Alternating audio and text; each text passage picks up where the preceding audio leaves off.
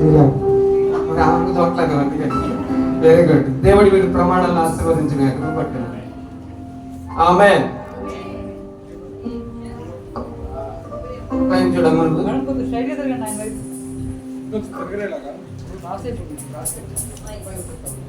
Very good.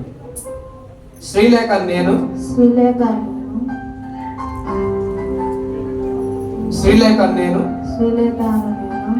నా పెళ్లి భార్యనుగా నా పెళ్లి భర్తనుగా స్వీకరించి ఇది మొదలుకొని మరణము మనలను ఎడబాపు వరకు దేవుని పరిశుద్ధ నియమము చొప్పున మేలుకైనను కీడుకైనను కలిమియందును లేమియందును వ్యాధి అందును ఆరోగ్యమందును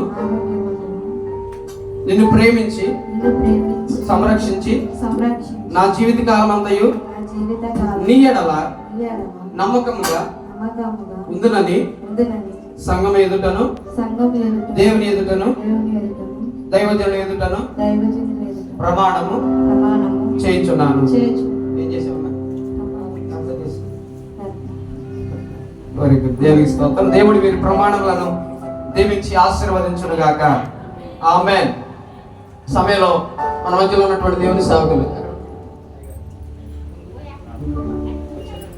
ప్రార్థన చేస్తారు. పెళ్లి కుమార్ తరపున వచ్చినటువంటి దేవుని సేవకులు